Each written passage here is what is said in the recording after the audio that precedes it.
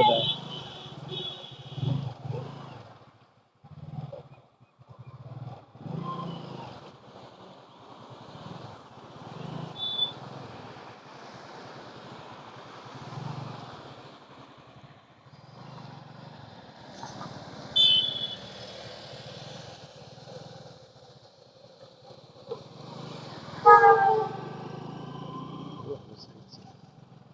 பாருங்க மக்களே,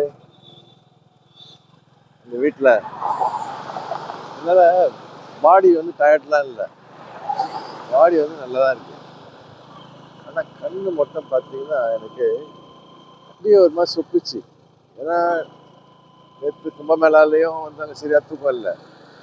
அங்கே வந்து அந்த மண்ணில் தான் பட்டு இருந்தேன். அந்த சைடில் குருவிக்காரங்களாம் பட்டுருந்தாங்க, ஒரு சிலவங்கலாம் பட்டுருந்தாங்க, அங்கே பட்டு தான் இருந்தேன். பட் ஆனால் அதுக்கப்புறமா பார்த்தீங்கன்னா ஒரு ஃபுல்லான தூக்கம்லாம் கிடையாது. ஒரு அரை மணி நேரம் தான் தூங்கியிருப்பேன் நேற்று.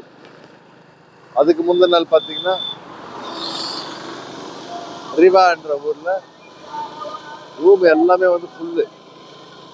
நீங்கள் எத்தனை 1000 ரூபாய் கொடுத்தா கூட ரூம் கிடையாது. அந்த மாதிரி அவனும் வந்து ஃபுல் பண்ணிட்டான். ஸோ அங்கே வந்து ஒருத்தர் என்ன பண்ண டீக்கிறேன், வெளியில் வந்து படுத்துக்குங்க அப்படின்னு சொல்லி நைட்டு 12:30 மணிக்கு மேலே வாங்க படுங்க, பக்கத்தில் இருக்கிற கடைலாம் மூடிடும், அப்போ படுங்க அப்படின்னு. அங்கே படுத்தா ஒரே கொசு ப்ளஸ்ஸு குளிர்.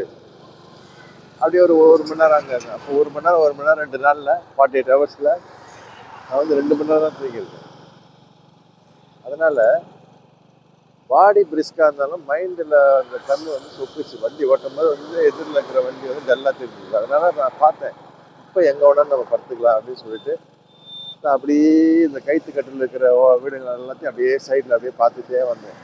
ஆனால் எங்கேயும் நிப்பாட்டுற மாதிரி இல்லை. ஆனால் இந்த இடம் பார்த்தோன்னா ஒரு கோயில் ப்ளஸ் வீடு மாதிரி ஒரு மாதிரி இருந்ததுனால அங்கே நிப்பாட்டினா கேட்டால் நீங்கள் எவ்வளோ நேரம் வேணாலும் இங்கே இருந்தால் எப்போ வேணாலும் போங்க அப்படின்னு சொல்லி இடம் கொடுத்தாங்க. அந்த முதல்ல நீங்கள் பார்த்தீங்க வீடியோ, அந்த பையன். அதுக்கப்புறம் நான் வீடியோ நிப்பாட்டினோடனே பெரியவங்கெல்லாம் வேறு வந்துட்டாங்க, பாட்டிமாங்க அவங்க. அப்புறம் சாப்பிட்டீங்களா அப்படின்னு எல்லாம் இவ்வளோ கேட்டாங்க. நான் அவங்கெல்லாம் கேட்கும்போது உடனே அவங்கள பார்த்து நான் வீடியோ எடுத்தால் அவ்வளோ நல்லா இருக்காது. அதனால் அப்புறம் எடுத்துக்கலான்னு பார்த்தேன். அப்புறமா அவங்கள காணோம்.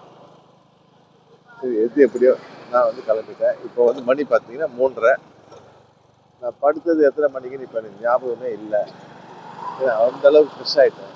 பாருங்கள், இப்போ பாருங்கள் எப்படி ஜிகின்னு இருக்குது எனக்கு. மைண்ட்லாம் சூப்பராக இருக்குது. So you see what I was saying. For nearly 2 days I not sleep proper sleep. Yesterday in Kumbh Mela I sleep only one hour, that also not proper. And before that day, you know the video that I was sleeping in the